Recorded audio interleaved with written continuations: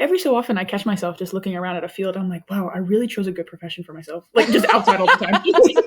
just rolling around in the mud, just diving around, just keeping the ball up in it. Really chose well.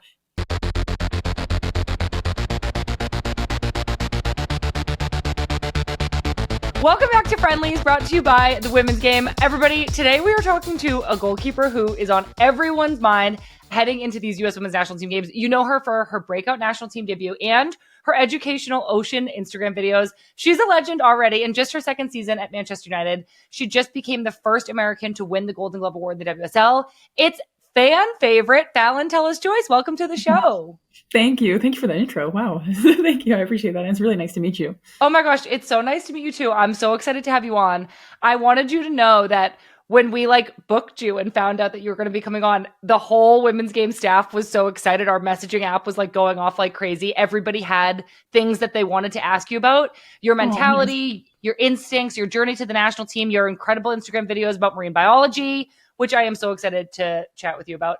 First and foremost, I know you're back in the States for U.S. Women's National Team camp right now. What do you miss the most about the U.S. while you're living in Manchester? Living in Manchester, it's a very industrial city. Everything's so tight, so compact. So even just coming back to Minneapolis, the big roads and the big cars, I felt like a European. I was like, who have I become? I've only been there for 2 years now. So it's like a crazy mentality switch. But, I always come back and order Chipotle. So I do miss the food a little bit. Although, yeah, English food, I love you guys, but maybe, yeah, I like American food just quite a bit. So that's what I normally like to come back to. I actually totally hear that. I lived in Manchester myself for about 9 months. I have a few complaints. I really like some of the packaged food. I will say, the Special K in England is better. I will literally take that to my grave. Tuck crackers, do you know what those are in the package? Those are literally so lit. I'm obsessed. But I'm still so mad about the washing machines. Have you adjusted to the washing machine yet? Yeah, well, my washing machine, I just keep it on one setting and then hope for the best. But it's kind of like a washer dryer in one situation. How that works, no idea. Tell me about it, Phallon. Everything's always damp. Yeah, no, it is just a little bit. And it's always steaming hot at the end. But it's better than when I lived in France where there was just no drying situation. It was a whole clothesline. And that's when you just had no chance if you forgot. You just had to get out of there. Yeah. I know. America has its flaws for sure, but we have great washer dryers here. I will always say that. Okay, Manchester does seem to be a great place for you as a marine biologist. I did not follow a group of tadpoles. I did not birdwatch during my time in Manchester, but I want to know a little bit more about how you're able to continue studying and being such an environmentalist while also being one of the best goalkeepers in the game right now. How do you balance both? Honestly, one helps the other. Sometimes I do have a brain that just keeps going. So if I let it, it'll just go down the rabbit hole of just soccer. And that's when I start to drop a little bit. That's when I start to hit my burnout. So then nature just really resets me again. And filming animals, and I just recently got a camera. So being able to see the minute details and the little quirks that animals have, when you're talking about these tadpoles, I keep going back. Something that I recommend to anybody is if you could just frequent your local park throughout a few seasons, the change from winter to spring is something so beautiful. You just hear the songbirds again. Once it's over a certain temperature, you start seeing dragonflies and damselflies. It's the most beautiful transformation. And it just really lightens my mood to put me in the best space to be ready for a really hard training session, honestly. And yeah, I've just been obsessed with it. I just found these little haven pockets for myself in Manchester. Oh my gosh, that is so incredible. I moved to Vermont actually about a year and a half ago, and I have really found that I'm way more in tune with nature here. I actually just got back here and it's late May. So it's really been spring. It's been raining a lot and it's so green. And I think I'm so much more exposed to it here almost. I spend more time outside, but it's also less developed. And so I think I do pick up on changes in the sounds and changes in, maybe some of the creatures you're seeing running around. So I love hearing you talk about this. And I also was reading about some of the sustainability work you did with Green Football's Great Save, working to make women's football fashion more environmentally friendly. There's a local team here actually called Vermont Green, and that club is also trying to bring awareness to all the ways we can be more environmentally friendly, especially through sport. What does that mean to you to be involved with this and to get to blend these two passions of yours? I think it's just incredibly important. Just the platform that we have as athletes. I understand the amount of people that have helped me get to this point, and it's really just something that I want to give back. And I have this education from the University of Miami, and I just like to spread it to anybody who's willing to listen. Of just like, gosh, we live on such a cool planet. Like, let's keep it that way. Let's almost help it. Let's help it even more to be even healthier, so that we then can have healthier lives. So, just sport in itself is such a great platform where we can just connect some people that might not have been in the science background or not know as much, and just to really just reach as many people as possible, just to know just the giant rock that we live on and the things that we live with. So that is very special, because I think we have just such an opportunity to really make little changes that make a big difference, and a really big call to action. And that's really, really big for me. That's how I like to use my platform, for sure. That is so amazing. Well, you're doing like such a great job with it. I feel like your passion is so contagious, and even just talking to you about it is making me want to watch more of the things that you're putting out there and be more in touch with what's going on in the world around me. It comes as no surprise, as someone who loves being in nature so much, that when you were a kid, you were obviously always exploring the outdoors. You were always playing soccer. We know you started playing when you were just 4 years old. What are your earliest memories of like being on the field? Was part of your love for soccer just that you loved being outside so much? Yeah, I think that definitely had to do it. Every so often I catch myself just looking around at a field. I'm like, wow, I really chose a good profession for myself. Like, just outside all the time. just rolling around in the mud, just diving around, just keeping the ball out the net. Really chose well. But yeah, I think as like, when I was just younger, I just honestly just like the thrill of the game and things like that. My earliest memories are like being in like a yellow and blue reversible jersey, thinking that was the coolest thing. It was like a little bit shiny. Like we played for Ronkonkoma Raid, and my mom screaming on the sidelines, like, "Go, honey, go!" But yeah, I think I just honestly just enjoyed just the thrill of the game, and especially Yeah. becoming a goalkeeper, that really sealed the deal. Like, you just get to be crazy. That's what me flying around on things. Like, that's what got Well, me. I was going to ask about your transition into being a goalkeeper. Did that just kind of come about naturally at a certain age? You were just like, this is where I see myself? So my sport growing up was honestly basketball for a while. I played basketball and soccer at the same time, but I was training individually more for basketball. And then it came a time where I was trying out for a team called Long Island United. So we're trying to assemble all the players on Long Island. And then the goalkeeper at the time was pretty common in our age, my age, for like the goalkeepers to split halves. And so like our goalkeeper that made the team didn't want to be a full-time goalkeeper. So then they were like, oh, well, you're good. We do these little warm-up games where it's like, if you keep saving the ball, you stay in the net. And I was just in the net forever.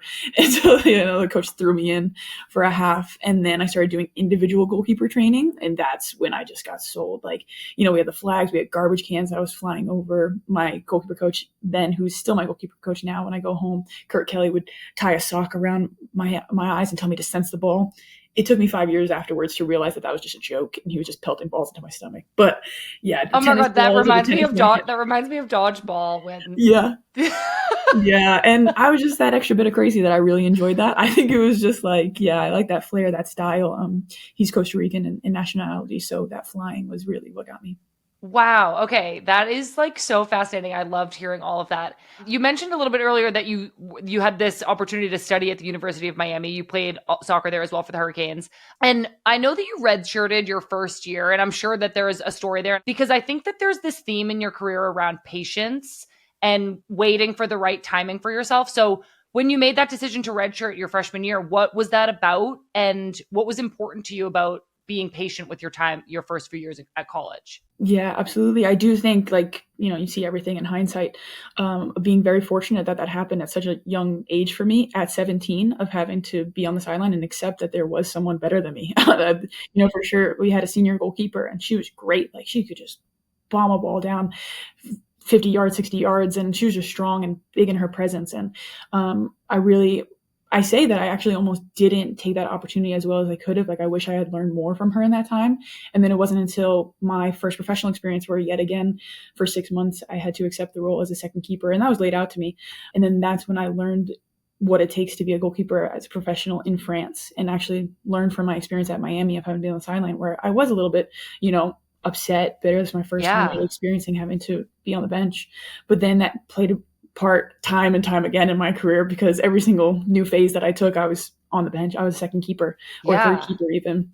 So yeah, even at Reign, I was behind Sarah Buhati, and again, just tried to soak up as much as I could. And then getting to United, having the opportunity to be under Mary Earps for now what was the longest time for me, which was a whole season. Yeah.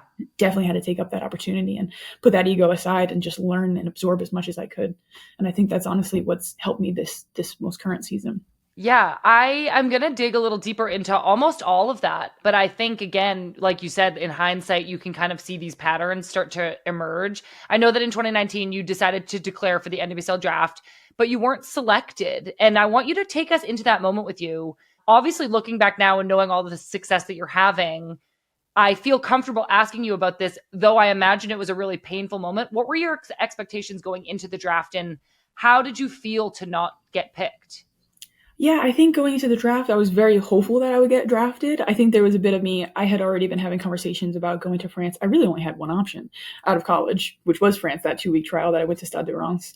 So I was just really going for it then. And once the draft didn't work out, and I was a bit upset, but I think I could see that it was happening. I was very raw coming out of college, and I think I saw that and accepted that this athletic build was really hard to tame, honestly. Yeah, gangly limbs, they're everywhere at the end of college. So I think not having the draft was honestly the best thing, because maybe I could have been persuaded to take a different route. Whereas in France, I was able to take a route that like really, again, having to sit for 6 months, get dropped right into the French league and have to adjust very quickly was something that I think did really help me in the long run. Wow. I mean, I imagine, yes, going to a new country and then not being the starter right away. It seems like you're kind of encountering adversity after adversity. We also heard that because you were in a new country, you didn't speak French, you cried the first time that you went into a grocery store. I would love to hear more about that. Yes. Was that just so difficult? It was my first week in France. I was in a Carrefour. I think I was in like maybe the cheese aisle, and I was just like, I don't know where anything is. I took Spanish in high school, and even then I'm not very good at Spanish, and not a lick of French did I know. And it was just difficult. Not many of my teammates spoke English at the time. Luckily my head coach did. So that was very much a big shift for me, and just felt very alone at that time. But it was the push I needed. I think, I took it on myself to learn French. Like, it was very important for me to speak to my teammates, especially as a goalkeeper, if I was going to fill this role. So I'm almost, again, lucky that it was you got to learn it. You got to do this. I couldn't just shy away from it. Yeah, wow. That's really incredible to hear. I know that you came back to the States to play in the NWSL in 2021 for the Reign. That first season, you were a backup goalkeeper, which you mentioned. You only made one appearance. But the next season, 2022, you became the starter. You started all 30 games. You won 5 Save of the Week honors. You were named to Best of Teams. You were even a nominee for NWSL Goalkeeper of the Year. And we're starting to see some of your patience and some of these moments where you've had to grow through adversity pay off. Did you feel validated having success in the NWSL, where a league where just a few years prior, nobody drafted you? I actually wouldn't say so. I wouldn't. I think for me, I think I was still struggling on the tactical side of things. So I did always have the sensation that I was just missing a piece that I needed to really grow to feel comfortable in the NWSL. And I think that's why the move to Manchester has helped me so much. It felt like I was always playing catch up in the NWSL. So while all these accolades were coming in, I do think that didn't necessarily experience imposter syndrome, but something along the same vein of like, this is everything good is happening to me, but inside I'm not where I should be, is kind of where I felt at that time. You had this great breakout season with the Reign. That was 2022. And now you're saying you could kind of sense that you still wanted to explore something else. So this opportunity with Manchester United comes up, a club that reportedly paid a record transfer fee for a goalkeeper to sign you. Talk to us about that opportunity. How did it come up, and what were you hoping that this move would do for you? So I think I came to a very difficult moment at the end of my time in career. I think for both parties, like I think we were going separate ways, different directions. And then I ended up having a call with goalkeeper coach Ian Wilco. He was my first contact with Manchester United. They had reached out that they were interested, and he just reignited this massive excitement and joy of the game again, because he came with this incredible presentation of several different games. Like, we're not talking like the last 2 games, 3 games. No, the games across like the season that I've been having in the NWSL, of things that I have done well and what he appreciated about me already as I was, and things that I could get better with like really quickly, and what he would help me with in the next X amount of time that I would join United. And I was very sold by his commitment. He's a very hardworking individual, a very caring man as well. So he was someone that really reignited my love for the game again, because it was fading quite a bit. I was really struggling at that time in the NWSL. So that was honestly all props to him and the United staff for just laying out to me what their expectations were for me in that first year as a backup goalkeeper, but then leading me into this position that I have now. It's funny when you say it was almost like the recruitment was so good. And I had a similar experience when Manchester City reached out to me, where I was on a call and they kind of showed me this video where it had some plays, some video of Man City, but then they would like show me doing it, and like they would kind of clip the 2 pieces together.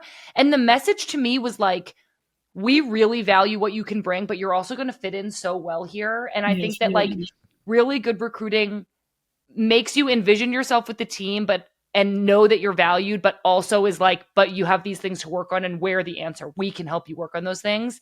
I find that fascinating that you were so drawn in just from that original conversation, and Manchester United has been such an amazing place for you. Like you said, you came into the team as a backup. This time it was to legendary goalkeeper Mary Earps. It was unclear if she would stay with the club after that first season that you were both there. Were you nervous at all that you had left your situation in the NWSL? Were you afraid of remaining a backup keeper, or were you just kind of trusting the process? Oh, I was very nervous. It felt like the abyss, like I had to go, stressed. Essentially like undercover for a year, work on things that were very difficult to work on. Like having to work on your weaknesses is, everyone knows, not fun.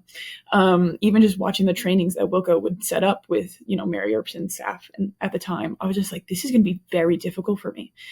These training sessions are going to be very demanding and demand change just as much as the WSL demands adaptation each game to really progress and succeed in that league. It's just so competitive. So I was very nervous that even going through a training session, would I be a drill kill or actually like be able to, grow into the standards that they have at United.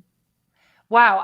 I'm also like imagining as a goalkeeper, the decision of where to play, what club to play for, almost has like no room for error, because if you are in a situation where you're not going to be the starter, there is no, again, like you can earn it, of course, over time by training well. And I understand that. But I think as a field player, in my experience, if I wasn't going to start as the 10, maybe I could start as the 8 or the 6. Mm-hmm. Like I could play kind of anywhere in the midfield. Who knows if I could have played anywhere else, but I want to hear a little bit as a goalkeeper, like, how do you find the right environment for you and for your career? And you obviously want to be a starter. Now you're getting opportunities with the national team. Talk to us about like how you select the right environment for yourself, knowing that there's only one goalkeeper position. A lot of it came to the goalkeeper coaches that I've had. So I was very fortunate to have Kurt Kelly all growing up when I was younger. And then even Rocky at Rain, he was an amazing guy. He was just, I love Rocky to death. He was just who I needed when I was at Rain too. And then Wilco really was just that next step. So continuously having somebody to just really push me that extra bit further was so important for an environment. And then even being at United, I found how much it was to find your people too. I love my teammates, we go our separate ways. We love you, bye-bye. Like I'm going to have my free time. I'm going to go scuba diving on the side. But just being able to, when we have a cafeteria and a lunchroom, just be able to sit next to someone differently and have a great conversation with them was such a big factor that I was kind of missing a little bit in my career. And so that's what I found at United that I was really, really happy to be a part of. Well, you have came into this starting role. Mary Earps departed the team in the summer of 2024. Now you're the starter at Manchester United. Your rise this season was incredible. You kept 13 clean sheets. You helped get Man United to the FA Cup final. You secured a spot in Champions League for next season. You even became the very first American to win the Golden Glove in the WSL, which you're sharing with Chelsea's Hannah Hampton. You just extended your contract with the club. And I love hearing you talk about that chemistry you have with your teammates, that you love being around them. What are you most looking forward to about continuing to play for this club and with this team? Well, I think you saw it at the sevens. I think if anybody watched the World Sevens, you can see the chemistry we had That's literally between. my next question. I'm like so excited to hear about it.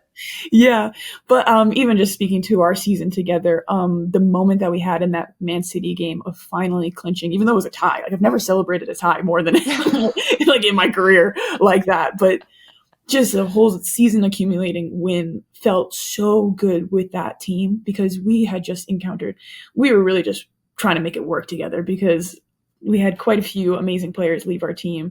And then we kind of just had to come together and figure it out as the season was going on. So to be able to make it to Champions League was a big moment for us. And that's kind of how you feel that chemistry that we had was so big and such a relief as well.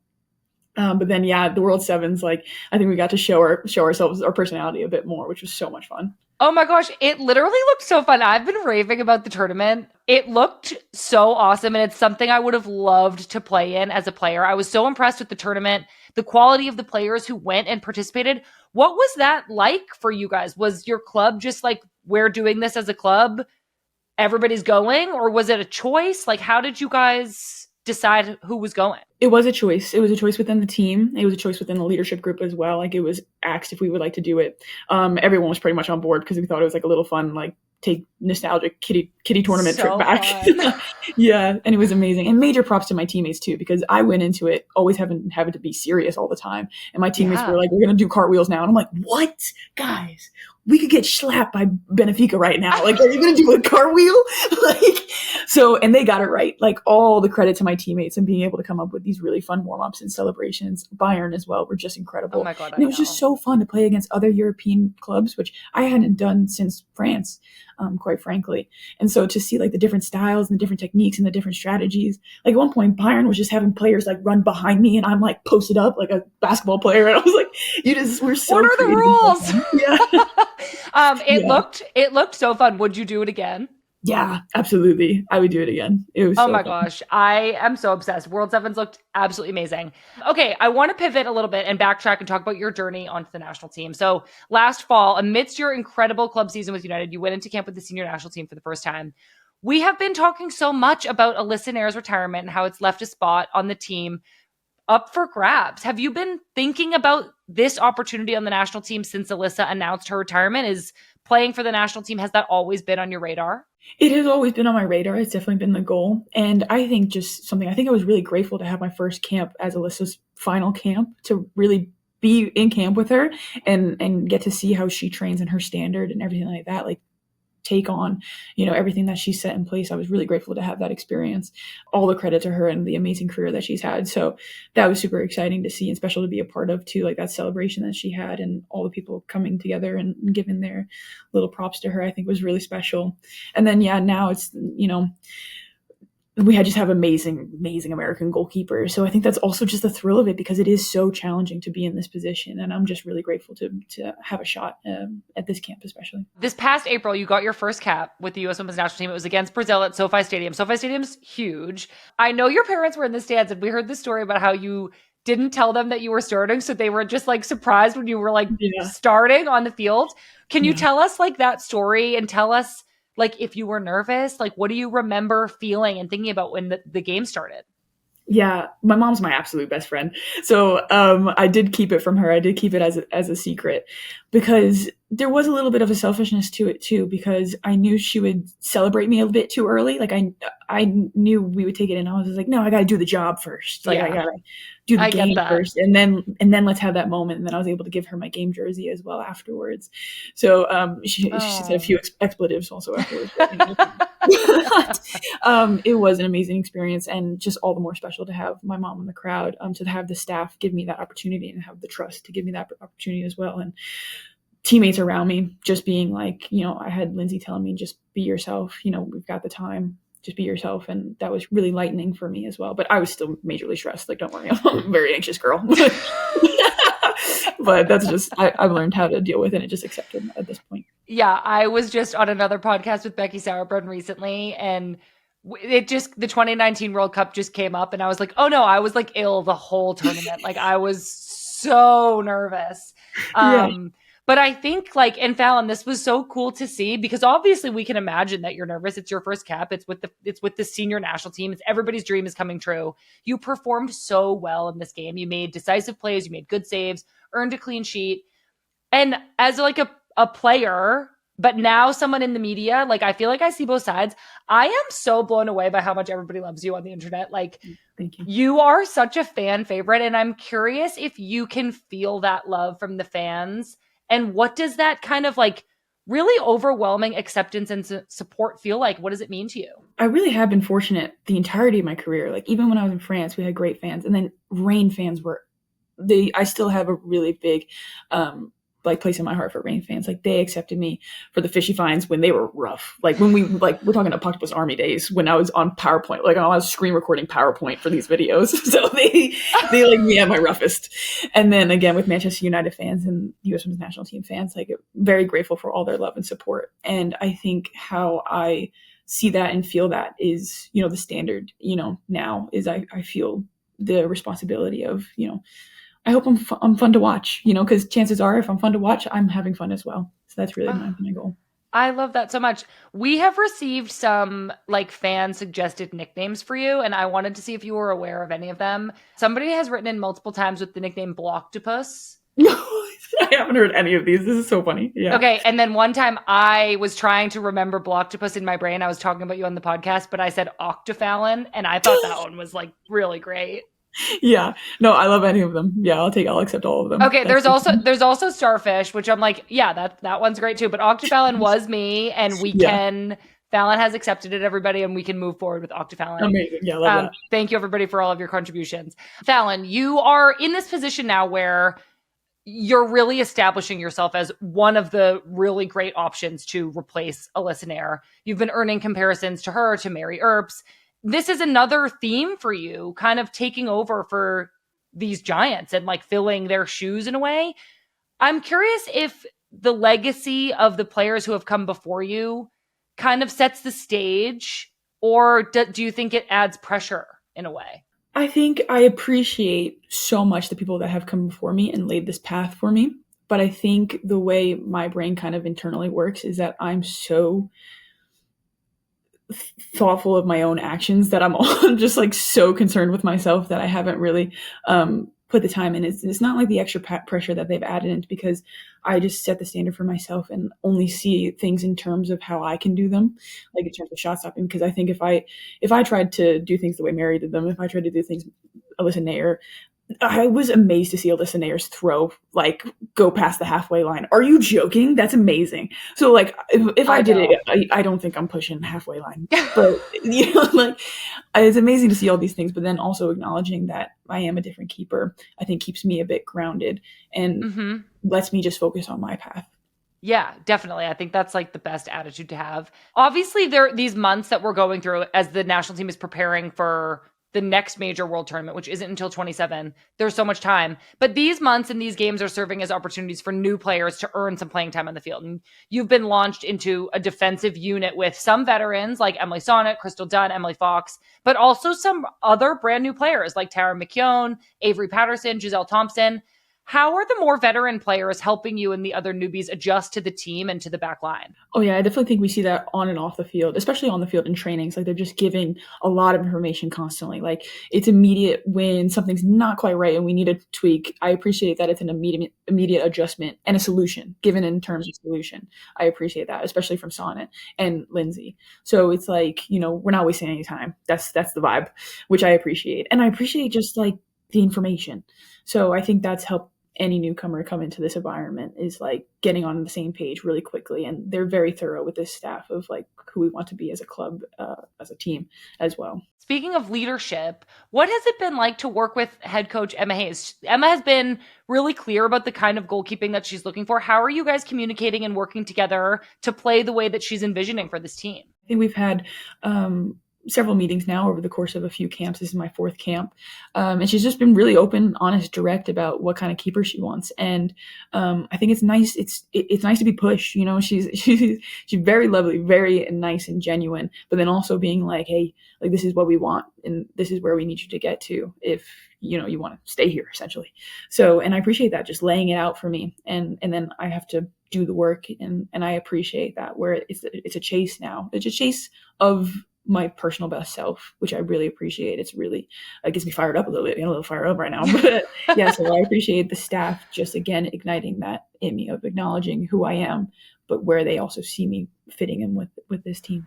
Yeah, I love that. I think that even brings us a little bit back to Manchester United's recruitment of you, of like, this is how good we see you, and this is also the ways that we can grow together.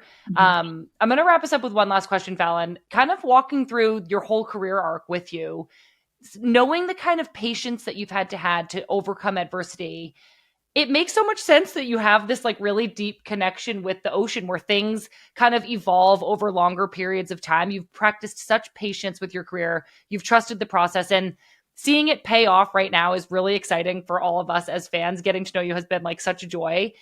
Right now, it feels like there are so many pathways to success in the soccer world. So I'm wondering if you maybe have advice for players who are feeling stuck, suffering a setback, or feeling like their chance isn't coming on the timeline that they would like it to. I think that's amazing question. I think you touched on it as well, of just like, one of my favorite things about nature is just adaptations. Oh my gosh, the way these animals and organisms have adapted to living on this planet is just mind-blowing to me. From anything, just from like a little dung beetle to like a tadpole to a dragonfly, the way things have made life work on this planet. And then sharing that and advice for any younger players or any professional players as well, of just, there are so many different ways to get to where you would like to get to, as long as you put in the work. And especially looking at my career, it was not a linear path, and there was a lot of times where I had to be patient. There was a lot of tears. I'm emotional though, so I probably had a little bit more than average. But yeah, it takes quite a bit of time, and I think it's so. I tell this to anyone that I can, but to have things off the field is so important, to keep yourself as healthy as possible, mentally and physically, on the field. Because once I start just honing in on soccer way too much, then it's just, it gets too rough. It's a hard profession and a hard sport, and it could really be lightened up by other passions and hobbies that you have. Oh my gosh, Phallon. Well, hearing you talk about both of or all of your passions, soccer, the ocean, I'm sure there are many other things. It's been such a joy. I'm like finding myself really rooting for you. It has been so much fun to have this conversation. I know our listeners are going to love it. And I'm really looking forward to watching this camp and seeing how things go for you. I'm super excited. Thank you for doing this. Thank you. Thank you so much for having me on. It was a lot of fun. It was so much fun, Phallon. I loved chatting. Wow. Phallon is like my new favorite U.S. women's national team player. She is so cool. I'm so obsessed with the way she's approaching her career with so much balance and perspective. I want to go scuba diving with her. I really hope you all enjoyed that interview as much as I did. Phallon is one of a kind, and I am so happy that we got to have her on the show.